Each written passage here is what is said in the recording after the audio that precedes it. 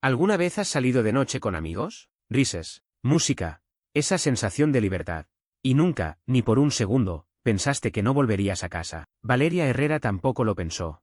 Era viernes por la noche. Tenía 21 años, toda la vida por delante. A las 2 de la madrugada, se despidió de sus amigos. Nos vemos después, les dijo. Pero nunca hubo un después. 15 minutos más tarde, hizo una llamada urgente. Su voz sonaba diferente, asustada. Y después de eso, silencio. 5 días después, excursionistas encontraron algo en una barranca que haría que sus padres cayeran de rodillas. Un hombre con un pasado oscuro. Una coincidencia imposible. Y una evidencia de ADN que revelaría que el monstruo había estado entre ellos todo el tiempo. Octubre de 2007. Jalisco, México. Valeria Herrera tenía todo lo que una joven de 21 años podía soñar. Era brillante, dedicada, apasionada por el medio ambiente. Acababa de transferirse a la universidad local, apenas 5 semanas atrás. 5 semanas. 35 días de una nueva vida que estaba construyendo con entusiasmo. Sus padres, Antonio y Luz, la visitaban cada fin de semana. No porque no confiaran en ella, sino porque no podían estar lejos de su hija. Porque cuando eres padre, cada kilómetro de distancia se siente como un océano. Su hermana mayor, Paola, abogada, vivía cerca. Cuida a tu hermana, le había dicho Antonio a Paola antes de que Valeria se mudara. Y Paola lo había prometido. Había prometido cuidarla. Pero algunas promesas son imposibles de cumplir. Viernes 11 de octubre de 2007. La noche comenzó como cualquier otra noche universitaria. Uno de sus amigos cumplía años. Habría fiesta, varios bares, celebración hasta el amanecer. Valeria se arregló con cuidado. Se puso ropa cómoda. Se miró al espejo y sonrió. Esa sonrisa que su madre tanto amaba. Esa sonrisa que Antonio fotografiaba cada vez que podía. Esa sonrisa que nunca volvería a ver. Eduardo y Fernando, sus amigos más cercanos en estas 5 semanas, pasaron a recogerla.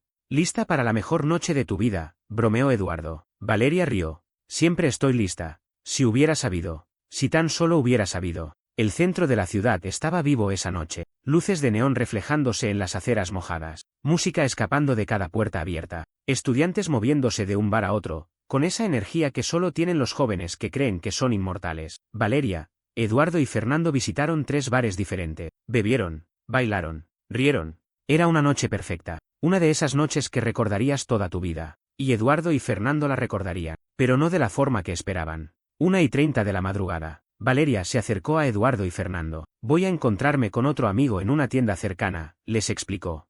Era normal. En noches como esta, los grupos se dividían y se reunían constantemente. Nadie pensaba nada extraño. «¿Nos vemos después?», le dijeron. Valeria asintió, sonrió y se alejó caminando entre la multitud. Eduardo la vio alejarse. Durante años, esa imagen lo perseguiría. La última vez que vio a su amiga con vida. La última vez que pudo haberla detenido. La última vez que pudo haber dicho «espera, vamos contigo». 2 de la madrugada. Valeria se separó definitivamente del grupo afuera de un pub en el centro. Las calles aún tenían gente, pero menos que antes. La multitud comenzaba a dispersarse. Las luces de algunos bares se apagaban. Eduardo y Fernando continuaron celebrando, esperando reunirse con ella más tarde. Pero mientras ellos reían y bebían, algo terrible estaba sucediendo a pocas cuadras de distancia. Algo que cambiaría todo. Algo que ninguno de ellos podría haber imaginado en sus peores pesadillas. Valeria caminaba sola. Su celular se estaba muriendo. La batería en rojo. Necesitaba encontrar a su otro amigo. Necesitaba un lugar donde cargar su teléfono. Las calles, aunque todavía con algo de gente, se sentían diferentes ahora. Más oscuras, más vacías, más peligrosas. Y en algún lugar, entre las sombras, alguien la estaba observando.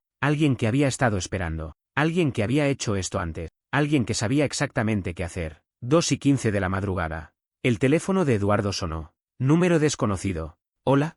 Era Valeria, pero su voz sonaba diferente, tensa, nerviosa, rápida.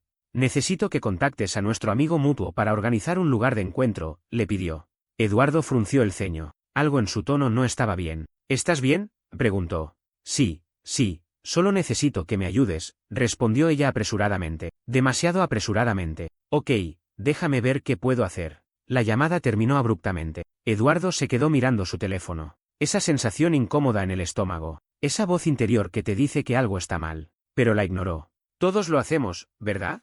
Ignoramos esas señales hasta que es demasiado tarde. Las horas pasaron como arena entre los dedos. Eduardo intentó llamar al número desde donde Valeria había llamado. Nadie respondió. Fernando también estaba preocupado ahora. ¿Dónde está Valeria? La fiesta perdió su brillo. La música sonaba vacía. La risa se sentía forzada. Intentaron contactarla de todas las formas posibles, su celular seguía apagado. Los mensajes no se entregaban. Las llamadas iban directamente al buzón de voz. Y con cada minuto que pasaba, esa sensación de pánico crecía en sus pechos como un tumor. El amanecer llegó. Ese amanecer que Antonio y Luz nunca olvidarían. Habían llegado el viernes por la tarde para visitar a su hija. Tenían planes de cenar juntos el sábado por la noche. Luz había preparado el platillo favorito de Valeria. Antonio había comprado flores. Cuando llegó la hora de la cena y Valeria no respondía, Luz intentó mantenerse calmada. Tal vez se quedó dormida después de la fiesta, le dijo a Antonio. Pero su voz temblaba. Porque una madre sabe. Una madre siempre sabe cuando algo está mal con su hija. Antonio llamó una vez, 2 veces, 3 veces, buzón de voz, buzón de voz, buzón de voz. Y entonces supo. En ese momento, Antonio supo que su vida acababa de cambiar para siempre. Domingo, 13 de octubre, por la mañana. Antonio y Luz caminaron hacia la estación de policía tomados de la mano. Sus piernas temblaban, sus corazones latían tan fuerte que pensaban que todos podían escucharlos. Mi hija es una estudiante responsable que siempre mantiene contacto, declaró Antonio al oficial con voz quebrada. Luz no podía hablar. Las lágrimas caían silenciosamente por sus mejillas. El oficial tomaba notas, hacía preguntas, pero Antonio apenas podía escucharlo. Todo lo que podía pensar era, ¿dónde está mi niña? ¿Dónde está mi Valeria? Si quieres seguir más casos como este, suscríbete al canal y activa la campanita de notificaciones para no perderte ningún caso. La noticia de la desaparición de Valeria se extendió como fuego. En cuestión de horas, toda la comunidad universitaria lo sabía. Y algo hermoso sucedió en medio de tanta oscuridad. La gente se unió. Estudiantes que nunca habían hablado con Valeria organizaron grupos de búsqueda. Profesores cancelaron clases para ayudar. Comerciantes locales imprimieron carteles gratis. Paola coordinaba todo desde una mesa improvisada en el campus. Mapas, marcadores, voluntarios divididos en equipos. Vamos a encontrarla, declaró con una determinación que no sentía.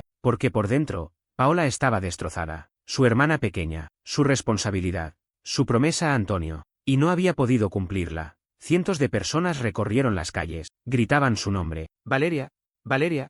El eco de su nombre rebotaba entre los edificios. Revisaron cada parque, cada callejón, cada rincón donde una persona podría estar escondida o herida. Llevaban listones verdes atados a sus ropas. Verde. El color favorito de Valeria. El color de la esperanza. El color que pronto se convertiría en el símbolo de una tragedia que ninguno de ellos olvidaría jamás. El comandante García estableció un centro de comando. No era un hombre emotivo. 30 años en la fuerza lo habían endurecido. Pero cuando vio las fotos de Valeria, cuando vio a Antonio y Luz aferrándose el uno al otro en la sala de espera, algo en su pecho se apretó. Vamos a permanecer esperanzados hasta que haya una razón para no serlo, declaró durante una conferencia de prensa. Pero en su interior, ya tenía un mal presentimiento. Casos como este rara vez terminaban bien. Eduardo y Fernando fueron interrogados una y otra vez. Cada vez que contaban la historia, revivían esa noche. Cada vez, se culpaban más a sí mismo. Ella parecía normal, repetía Eduardo como un mantra. Solo quería divertirse. Fernando añadía, la llamada. Debimos saber por la llamada. Los investigadores tomaban notas, grababan las entrevistas, buscaban inconsistencia, pero ambos jóvenes eran sinceros. Estaban destruidos. Querían que Valeria apareciera tanto como sus padres. Lunes, 14 de octubre. El detective Moreno entró a la sala de conferencias con expresión grave. Los periodistas se enderezaron en sus asientos. Las cámaras enfocaron. Declaramos esta desaparición como altamente sospechosa, anunció. Las palabras cayeron como piedras. Valeria está fuera de lugar sin explicación lógica. En este momento no creemos que haya salido por voluntad propia. El silencio que siguió fue ensordecedor. Y entonces, el caos. Preguntas gritadas, flashes de cámaras. Pero lo único que importaba era esto: una joven estudiante no había desaparecido. Había sido tomada. Antonio estaba en la habitación de hotel cuando vio la conferencia de prensa en la televisión. Las palabras del detective lo golpearon como un puño en el estómago. Se dobló sobre sí mismo. Un sollozo desgarrador escapó de su garganta. Luz corrió hacia él. Se abrazaron. Y lloraron. Lloraron por su hija. Lloraron por la esperanza que acababan de perder. Lloraron porque en el fondo, ambos ya lo sabían. Pero escucharlo en voz alta lo hacía real. Terriblemente real. Los esfuerzos de búsqueda se intensificaron. Cientos de estudiantes universitarios se unieron. Miles de personas que nunca conocieron a Valeria salieron a buscarla. Porque cuando algo así sucede en tu comunidad, ya no es solo una familia la que sufre, es toda una ciudad la que llora. Karina, una estudiante de 23 años, participaba en una vigilia nocturna. Las velas iluminaban rostros cansados y asustados. Es definitivamente inquietante, dijo con voz temblorosa. Tantas cosas podrían haber pasado y eso nos tiene a todos nervioso, porque cada una de esas jóvenes se veía a sí misma en Valeria. Cada una pensaba, pude haber sido yo. Las búsquedas cubrían cada rincón, áreas rurales, barrancas, bosques, edificios abandonados. Voluntarios con linternas recorrían senderos oscuros gritando un nombre que el viento se llevaba sin respuesta. Valeria. Silencio. Valeria. Más silencio. Y con cada hora que pasaba, la esperanza se desvanecía un poco más, como una vela consumiéndose lentamente hasta que solo queda oscuridad. Eduardo y Fernando fueron entrevistados múltiples veces. Cada detective tenía las mismas preguntas. Cada respuesta era la misma. El inspector Ruiz se sentó frente a ellos por tercera vez. Necesito que me cuenten todo otra vez. Desde el principio. Eduardo respiró profundo. Sus ojos estaban rojos de tanto llorar. Ella parecía normal esa noche. Solo quería divertirse en la celebración. Fernando asintió. La llamada de las 2:15 fue la última vez que supimos de ella. Usaba el teléfono de alguien más. Dijo que el suyo se había descargado. El inspector escribía. Pero ambos jóvenes podían ver en sus ojos que no tenían respuestas. Nadie las tenía. Los investigadores rastrearon la llamada. Provenía de un área específica del centro, cerca de donde Eduardo y Fernando la habían visto por última vez. Pero el teléfono desde donde se hizo la llamada nunca fue encontrado. Como si hubiera desaparecido. Como si nunca hubiera existido. Como si Valeria se hubiera desvanecido en el aire. Pero las personas no desaparecen así. Siempre hay una respuesta. Siempre hay alguien que sabe algo. La pregunta era, ¿quién? Jueves, 17 de octubre. 4 días de búsqueda. 4 días de vigil. Jueves, 17 de octubre. 4 días de búsqueda. 4 días de vigilia. 4 días de oraciones que parecían no llegar a ningún cielo. Y entonces, un avance. Las autoridades finalmente obtuvieron acceso a las grabaciones de una joyería ubicada en la ruta que Valeria había tomado esa madrugada. El comandante García convocó una conferencia de prensa urgente. Su rostro estaba tenso. Hemos descubierto imágenes que muestran a Valeria caminando con un hombre no identificado. Las palabras cayeron como bomba. Un hombre, no identificado, caminando con Valeria. Las imágenes fueron capturadas a las 2:34 de la madrugada del sábado, 12 de octubre. La cámara de seguridad, en blanco y negro, mostraba claramente a Valeria, y junto a ella, un hombre de complexión robusta. No era Eduardo, no era Fernando, no era nadie que la familia reconociera. ¿Quién era este hombre? Antonio se inclinó hacia la pantalla, entrecerrando los ojos. ¿Quién es? ¿Quién está con mi hija? Pero nadie tenía respuestas, solo más preguntas. Y con cada pregunta sin respuesta, la desesperación crecía como una marea que amenazaba con ahogarlos a todos. Viernes, 17 de octubre, por la mañana. Un grupo de excursionistas exploraba senderos cerca de una barranca remota en las afueras. Era una mañana hermosa. El sol brillaba. Los pájaros cantaban. Uno de ellos se desvió del sendero principal para tomar una foto del paisaje. Y entonces lo vio. Entre las rocas, parcialmente cubierto con ramas y hojas. Encontramos algo que no debería estar ahí, declaró a las autoridades con voz temblorosa. Su rostro estaba pálido. Sus manos temblaban. Porque lo que había encontrado no era algo. Era alguien. Era Valeria. El cuerpo estaba en posición fetal, como si estuviera durmiendo, como si en cualquier momento fuera a despertar. Pero no iba a despertar. Nunca más. Antonio y Luz recibieron la noticia en casa de Paola. Cuando vieron llegar a los oficiales, con esas expresiones que solo traen malas noticias, sus piernas cedieron. Antonio cayó de rodillas. Luz gritó. Un grito que venía desde lo más profundo de su alma. Un grito de madre que acaba de perder a su hija. Un grito que los vecinos escucharon y nunca olvidaron. No, no, no, repetía Luz mientras los oficiales intentaban calmarla. Mi niña, mi Valeria, mi bebé. Antonio no podía moverse. Estaba paralizado. Su mente se negaba a procesar lo que acababa de escuchar.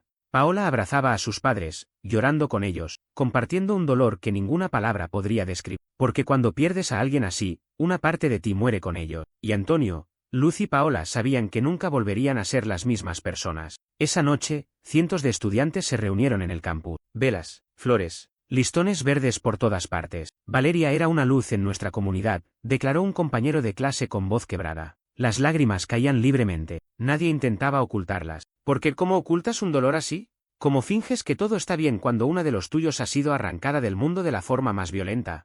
Eduardo y Fernando estaban ahí, abrazados, llorando juntos. La culpa los consumía. Debimos hacer algo. Debimos saber. ¿Pero qué podían haber hecho? ¿Cómo podían haber sabido? La autopsia confirmó lo que todos temían. Agresión física severa. Estrangulamiento. Valeria había luchado. Las marcas defensivas en sus manos y brazos lo demostraban. Había peleado por su vida con cada gramo de fuerza que tenía, pero no había sido suficiente. El médico forense documentó cada evidencia con manos expertas pero corazón pesado. Los hallazgos indican un ataque brutal, declaró a los investigadores. Mantuvo los detalles bajo reserva. Algunos horrores no necesitan ser compartidos. Algunas imágenes no pueden borrarse de la mente. Pero había esperanza en medio del horror. Muestras biológicas. ADN del agresor. Hemos localizado evidencias que pueden ser fundamentales para identificar al responsable, comunicó el laboratorio forense. Las muestras fueron enviadas para análisis. Técnicos especializados comenzaron el proceso de extracción. Era trabajo lento, meticuloso. Cada paso debía ser perfecto. Cualquier error podría significar que el asesino de Valeria escapara. Y eso no podía suceder. No iba a suceder. Mientras tanto, el equipo de investigación trabajaba en las imágenes de vigilancia. Mejoraban la calidad.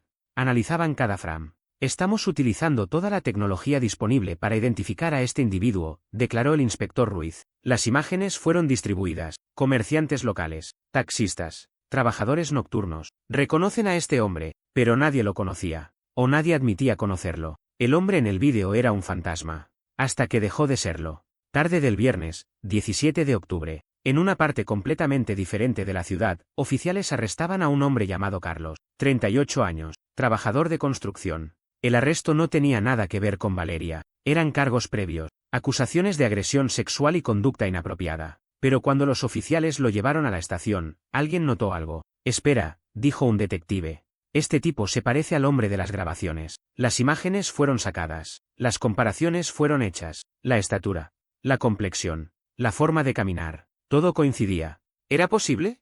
¿Podría ser tan simple?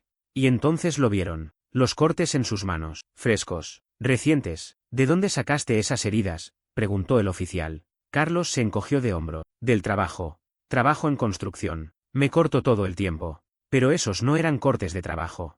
Eran cortes defensivos. Alguien lo había arañado. Alguien había luchado contra él. Valeria había luchado contra él. Los investigadores lo sabían. Lo sentían en sus huesos. Este era el hombre que buscaban. Solo necesitaban probarlo. Las características físicas de Carlos coincidían perfectamente con el hombre del vídeo. Los registros telefónicos mostraban que su celular estuvo activo en el centro de la ciudad durante las horas cruciales. Las heridas en sus manos coincidían con el momento estimado del ataque. La evidencia circunstancial era abrumadora. Pero necesitaban más. Necesitaban la certeza científica que solo el ADN podía proporcionar. Tenemos evidencias muy interesantes, pero estamos esperando resultados científicos definitivos, declaró el detective Moreno a los medios. Sabía que no podía apresurarse. Un error ahora y Carlos podría escapar.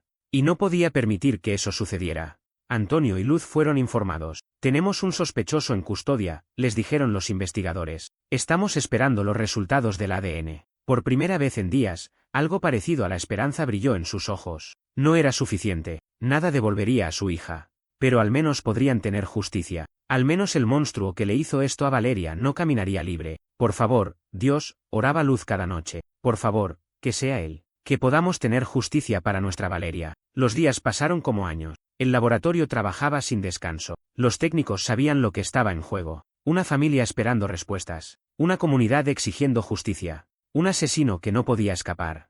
Las muestras fueron procesadas, los perfiles fueron comparados, y finalmente, el 28 de octubre de 2007, llegó la respuesta. Si quieres seguir más casos como este, suscríbete al canal y activa la campanita de notificaciones para no perderte ningún caso. El teléfono del inspector Ruiz sonó. Era el laboratorio forense. Tenemos los resultados. Su corazón latía tan fuerte que pensó que todos en la oficina podían escucharlo. Las muestras biológicas encontradas en el cuerpo de Valeria coinciden con el perfil genético de Carlos. Hubo una pausa. La probabilidad de coincidencia con otra persona es de 1 en varios billones. El inspector cerró los ojos. Lo tenían. Finalmente lo tenían. Fue abrumadoramente convincente que Carlos cometió este acto. La evidencia de ADN era irrefutable. Científica. Perfecta.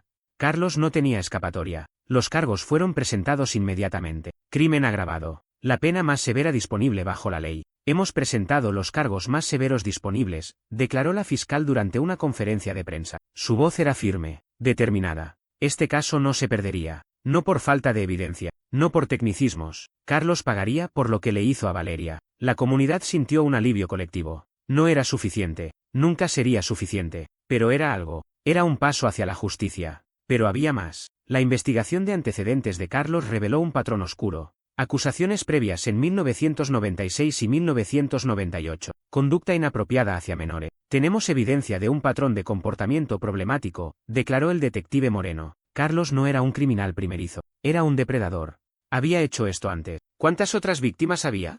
¿Cuántas mujeres habían sufrido en sus manos y nunca habían hablado? Las preguntas atormentaban a los investigadores mientras revisaban casos antiguos, buscando conexiones, buscando más víctimas. La exesposa de Carlos fue contactada. Su testimonio fue escalofriante. Él tenía comportamientos muy violentos y controladores, declaró con voz temblorosa. Años de abuso doméstico, años de terror. Me drogaba para que no pudiera defenderme, confesó entre lágrimas. Y después hacía cosas terribles. Había intentado denunciarlo años atrás, pero nadie le creyó. Él parecía tan normal, le dijeron, tan tranquilo, tan trabajador. Pero detrás de esa máscara vivía un monstruo. Y ahora, finalmente, ese monstruo sería expuesto. Siempre temí que lastimara a alguien más, añadió la exesposa. La culpa en su voz era palpable, como si de alguna forma fuera su responsabilidad detenerlo. Pero no lo era. La única persona responsable era Carlos. El único culpable era el hombre que decidió quitarle la vida a una joven inocente. Y pronto, muy pronto, enfrentaría las consecuencias de sus actos. Luz hizo una declaración que conmovió a toda la comunidad.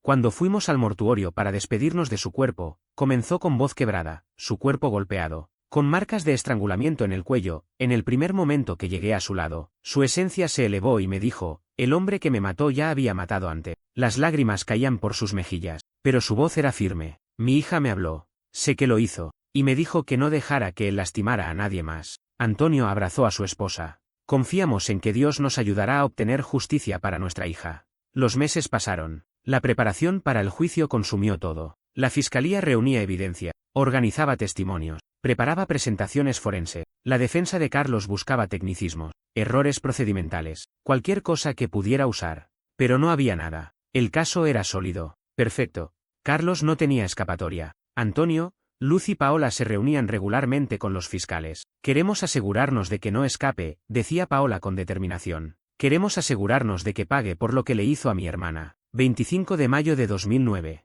Casi 2 años después de aquella noche terrible. El juicio comenzó. La sala del tribunal estaba completamente llena. Familiares, amigos, estudiantes, periodistas. Todos querían ver justicia para Valeria. La fiscalía abrió con fuerza. La ciencia nos proporciona una conexión irrefutable entre el acusado y la víctima. El fiscal principal miró directamente al jurado. No estamos aquí para especular.